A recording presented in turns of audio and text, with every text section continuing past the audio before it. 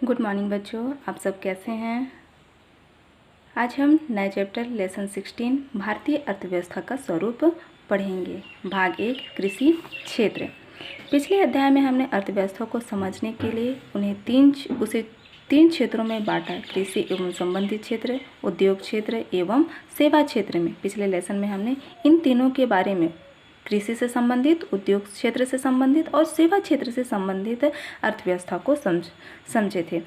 इसी वर्गीकरण के आधार पर हम पिछले 60 वर्षों में भारत की अर्थव्यवस्था में आए परिवर्तन को समझ सकते हैं। देखा गया है कि अर्थव्यवस्था की विकास की प्रारंभिक अवस्था मतलब शुरुआती अवस्था में कृषि और उससे संबंधित क्षेत्र सबसे महत्वपूर्ण रहे हैं। मतलब प्रारंभिक समय में जो कृषि क्षेत्र था, ये कृषि क्षेत्र से संबंधित क्षेत्र थे जो बहुत ही महत्वपूर्ण रहे हैं। कृषि क्षेत्र के उत्पादन और उस पर लगाए गए लगान के कारण राजाओं एवं सामंतों के पास स्थायी सेनाएं संभव हो पाई। मतलब कृषि क्षेत्र के उत्पादन में जो लगान लगाया जाता था, जो राजाओं और सामंत को उससे क्या है, उस लगान से ही वो अपने पास स्थायी और संभव सेना बनाने के लिए वो सफल हो पाए। इसके साथ साथ कृषि क्षेत्र के उत्पादन पर निर्भर बाहर बसे जहां व्यापारी एवं दस्तकारों की संख्या में क्या है, धीरे धीरे बढ़ोतरी होने लगी। लेन देन से व्यापार फैला और लोग कृषि से हटकर उद्योग और सेवा क्षेत्र में काम करने लगे। मतलब लेन देन से, ये कृषि क्षेत्र की वजह से ही क्या है, बाजार फैलने लगा और इस कृषि क्षेत्र से हटकर क्या है, लोग उद्योग और सेवा क्षेत्र में काम करने शुरू कर दिए। इन परिवर्तनों के बावजूद समाज में कृषि क्षेत्र उत्पादन और रोजगार की दृष्टि से सबसे महत्वपूर्ण बना रहा। इन परिवर्तनों के बावजूद भी क्या है, कृषि क्षेत्र का जो उत्पादन है और रोजगार, ये सबसे अधिक महत्वपूर्ण बना। अब आगे देखते हैं कि औद्योगिक क्रांति मतलब उद्योग धंधों का विकास हुआ। औद्योगिक क्रांति में के पास विकसित देशों में विनिर्माण मतलब बड़े बड़े सामान बनाने लगे, कारखानों में निर्माण किए जाने लगे कि नवीन प्रणाली मतलब नए प्रणाली या नए तरीके से इनका फैलाव शुरू हुआ। कारखाने बनने लगे। जो लोग पहले खेतों में काम करते थे, उनमें से बहुत से लोग अब कारखानों में काम करने लगे। मतलब जो पहले खेतों में काम करते थे, अब वो धीरे धीरे क्या है, कारखानों में काम करने लगे। इसकी वजह क्या थी, कारखानों द्वारा सस्ती दरों पर मतलब कम दरों पर उत्पादित वस्तुएं मतलब उत्पादन की जाने वाली वस्तुओं का लोग उपभोग करने लगे, उनका उपयोग होने लगा। इस तरह धीरे धीरे कुल उत्पादन एवं रोजगार की दृष्टि से औद्योगिक क्षेत्र सबसे महत्वपूर्ण बनने लगा, है ना। मत कहने का मतलब सस्ते दरों पर उत्पादित की वजह से धीरे धीरे ये उत्पादन इतना तीव्र होने लगा कि औद्योगिक क्षेत्र का ये सबसे महत्वपूर्ण क्षेत्र बन गया। हम इतिहास के पाठ में इसके बारे में अधिक विस्तार से पढ़ेंगे। चलिए अब आगे देखते हैं। विकसित देशों में हुए इन बदलावों की खास बात यह है कि उत्पादन एवं रोजगार दोनों में एक साथ बदलाव होने लगे। क्या हम विकसित देशों में, जो देश क्या है विकसित, पूरी तरह से वो विकसित हो चुके हैं, वैसे देशों में उत्पादन और रोजगार दोनों एक साथ ही बदलाव में आए। कुछ क्षेत्रों में लोग कम हो गए, कृषि क्षेत्र में लोग कम हो गए और उद्योगों में काम करने लगे। कृषि क्षेत्र में लोगों की संख्या कम होने लगी और उद्योग में काम करने वाले लोगों की संख्या बढ़ने लगी। ऐतिहासिक दृष्टि से यह बदलाव रोजगार और उत्पादन के साथ साथ होता आया है। मतलब ये दृष्टिकोण रोजगार को भी परिवर्तन किया और उत्पादन में भी एक साथ उन्होंने परिवर्तन करते हुए आगे आए। क्या भारत में यह बदलाव इसी प्रकार का हो रहा है या उसका स्वरूप अलग है? इसकी चर्चा हम पाठ में आगे पढ़ेंगे। चलिए देखते हैं आगे। अगला टॉपिक है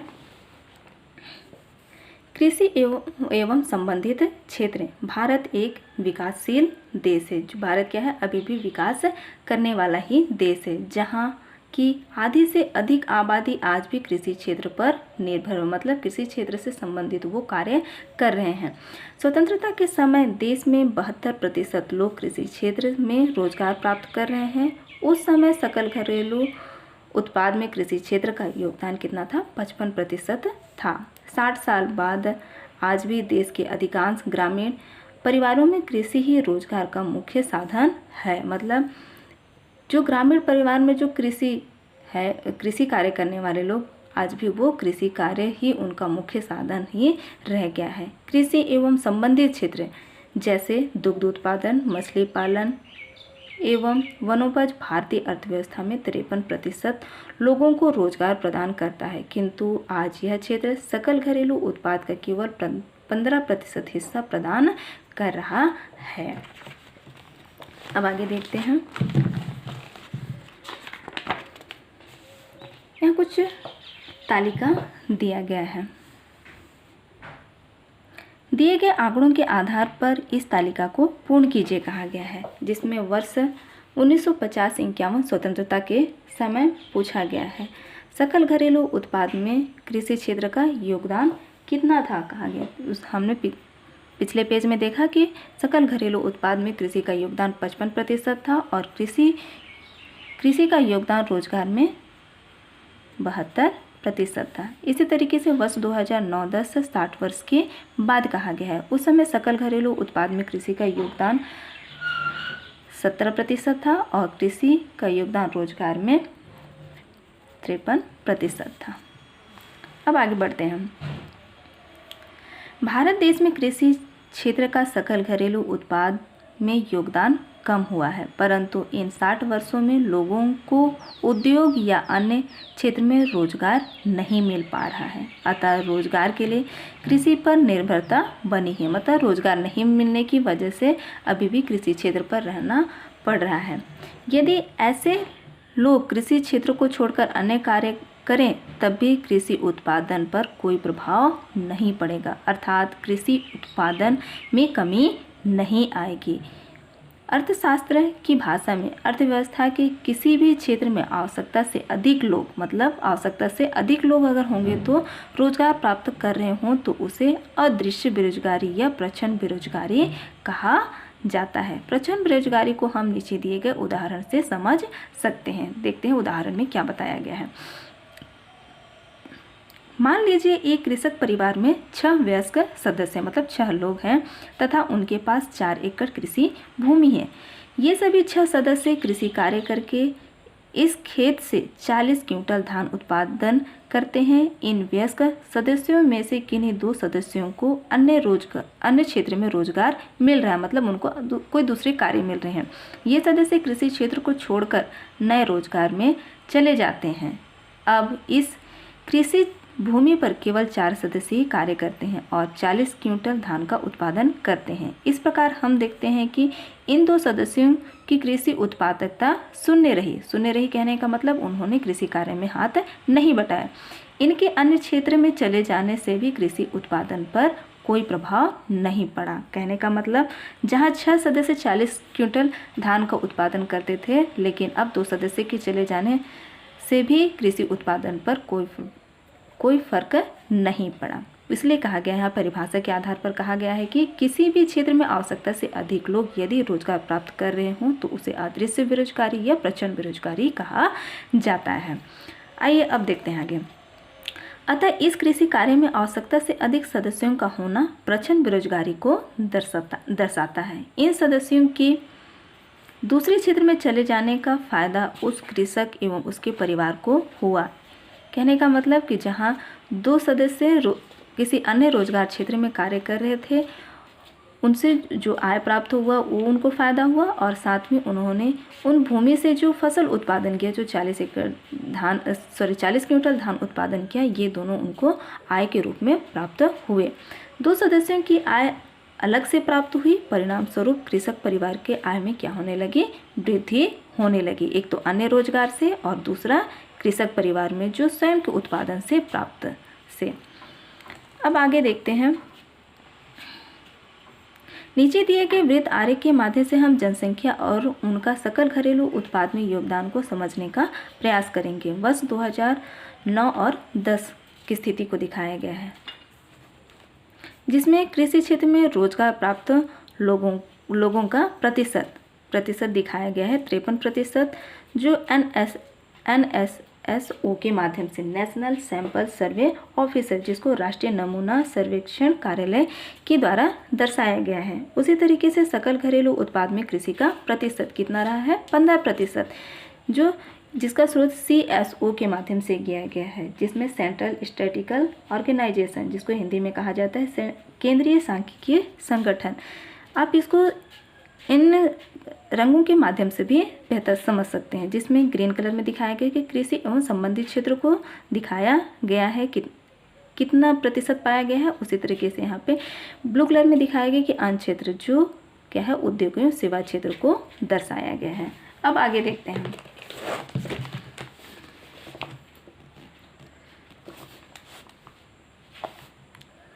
कृषि क्षेत्र की मुख्य चुनौतियां, मानसून पर निर्भरता एवं जल संरक्षण। कृषि क्षेत्र को किस तरीके से मानसून पर निर्भर और जल संरक्षण पर मुख्य चुनौतियों को देखना पड़ता है। भारतीय कृषि का अधिकतर भाग आज भी मानसून पर निर्भर है, मतलब जो भारत की जो कृषि है वो अधिकतर भाग आज भी वर्षा के जल पर ही निर्भर है।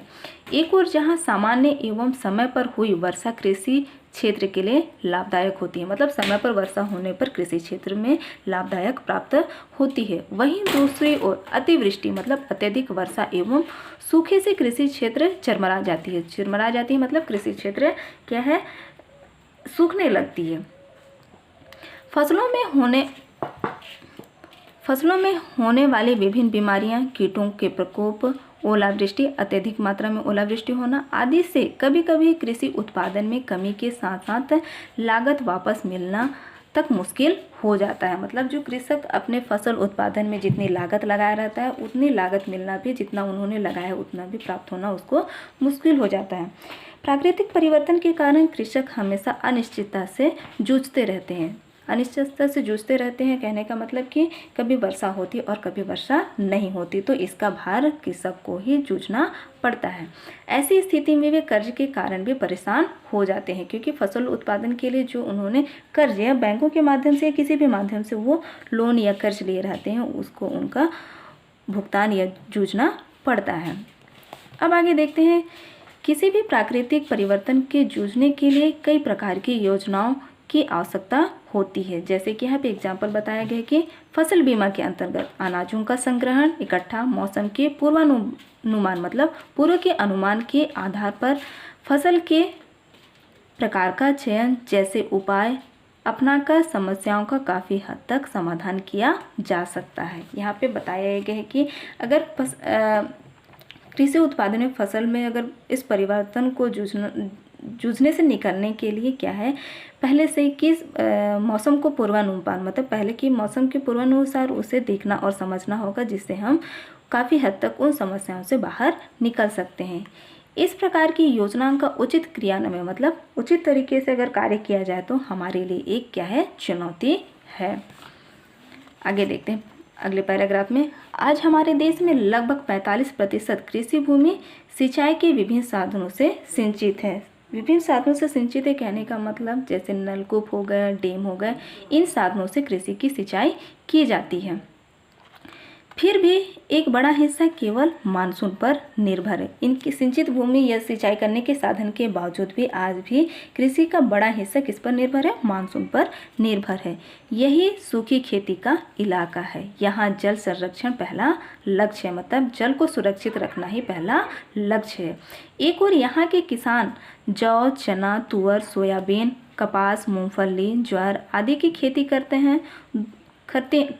दूसरी ओर सिंचित क्षेत्र में सबसे ज़्यादा सिंचाई भूमिगत जल के माध्यम से की जाती है। मतलब दूसरी ओर सिंचाई के साधन होने से वो भूमिगत अपनी भूमि पर जल के माध्यम से ही सिंचाई करते हैं, परंतु यहाँ भी अत्यधिक भूमिगत जल की दोहन से जल स्तर लगातार नीचे गिरते जा रहा है। मतलब जहाँ हम सिंचाई से फसलों का उत्पादन कर रहे हैं, जो क्या है बहुत अधिक मात्रा में जल का उपयोग किया जाता है, जिससे क्या प्रभाव पड़ रहा है, जल का अत्यधिक दोहन हो रहा है, उपयोग हो रहा है, जिसकी वजह से जल स्तर धीरे धीरे लगातार नीचे गिरता जा रहा है।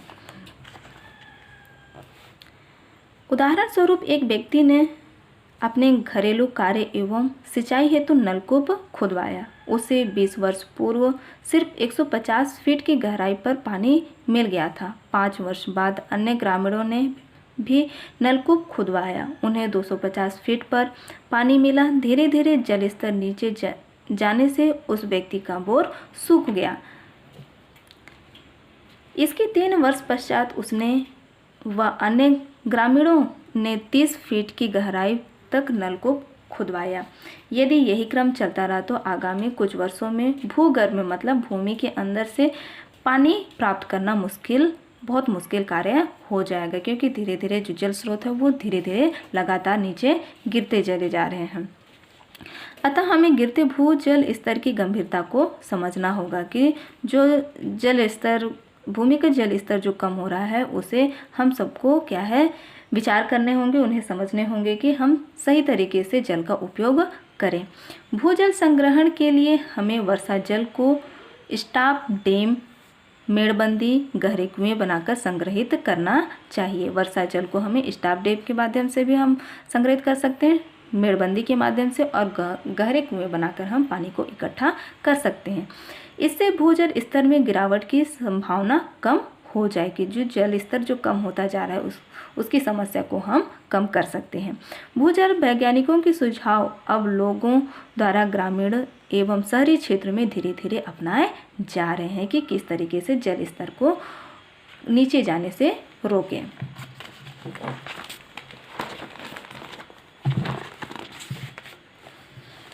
अब अगला हेडिंग है भूमि की उर्वरा शक्ति को बचाए रखना, कि भूमि की उर्वरा शक्ति को किस तरीके से बचाया जा सके। हमने कक्षा 8वीं में पढ़ा कि सन 1960 के दशक से हरित क्रांति की योजना की शुरुआत की गई थी, जिसमें क्या हुआ था, उन्नत बीज, रासायनिक खाद, सिंचाई सुविधा, कीटनाशकों आदि का उपयोग करके उत्पादन में वृद्धि की गई थी, जो हरित क्रांति की मुख्य योजना थी, जो फसल के पैदावार को बढ़ावा देने के लिए किया गया था। फसलों के अधिक उत्पादन की चाह में कृषक कार्य द्वारा अपनी भूमि में रासायनिक खाद व कीटनाशकों का अधिक प्रयोग किए जाने लगा। फलस्वरूप उत्पादन में वृद्धि हुई, क्योंकि इन जो रासायनिक खाद, उन्नत बीज और सिंचाई सुविधा और कीटनाशक की वजह से क्या है, फसलों में पैदावार अधिक होने लगी, जिससे उत्पादन में वृद्धि होने लगी। इससे उत्पादन भंडार, जो अनाज का उत्पादन भंडार था वो बढ़ा, अकाल पर काबू पा लिया गया और खाद्य सुरक्षा संभव हो पाई। मतलब अनाज एकत्र और उसे सुरक्षित रखा जाने लगा। भूमि में कई प्रकार के सूक्ष्म जीव मौजूद होते हैं। इन सूक्ष्म जीवों की सड़न मतलब अपघटन के कारण तरह तरह के पोषक तत्व भूमि में बनते रहते, किंतु रासायनिक खाद एवं कीटनाशकों में कई ऐसे रसायन होते हैं जो भूमि में मौजूद सूक्ष्म जीवों को प्रभावित करते हैं। मतलब कहने का मतलब जो रासायनिक खादों का जो हम उपयोग करते हैं या कीटनाशक दवाओं का उपयोग करते हैं, जो भूमि में जाकर सूक्ष्म जो हमें दिखाई नहीं देते हैं, उन जीवों को वो प्रभावित करते हैं। रसायनों के प्रभाव से सूक्ष्म जीव भी मर जाते हैं। इन रसायनों के प्रभाव से जो सूक्ष्म हमें दिखाई नहीं देते हैं वे जो मर जाते हैं।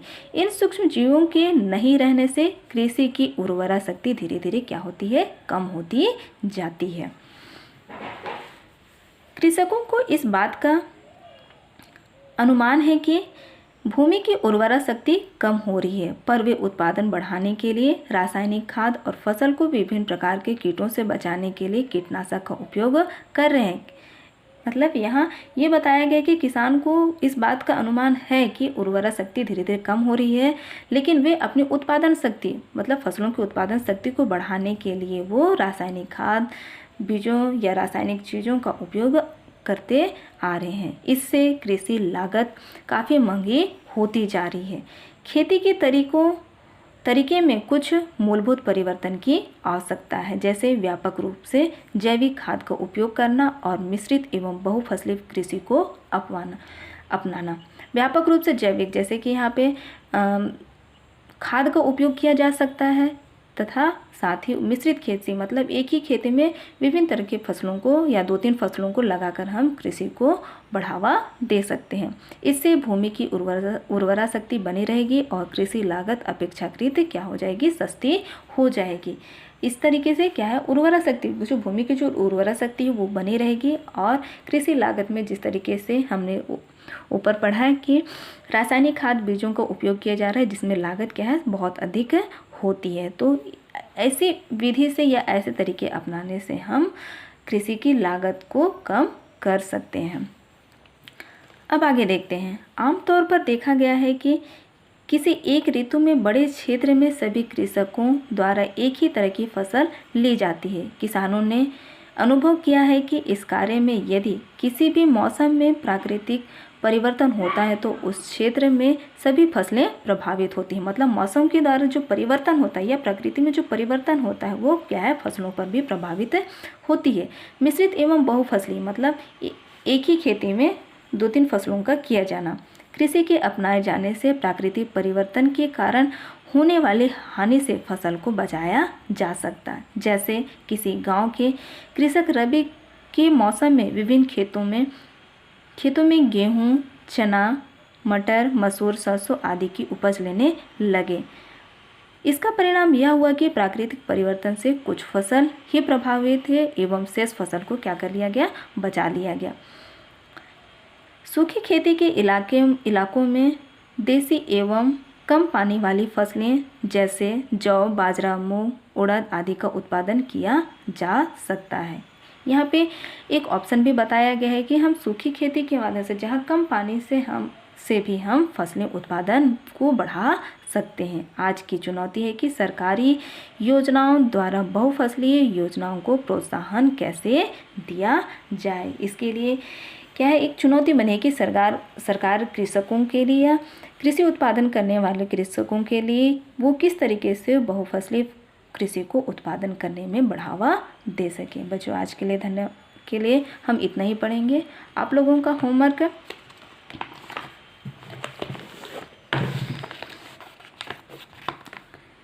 ये आपका क्वेश्चन नंबर 1, भारत में रोजगार के लिए निर्भरता कृषि क्षेत्र पर ही बनी हुई है, इसके कारणों को अपने शब्दों में समझाइए।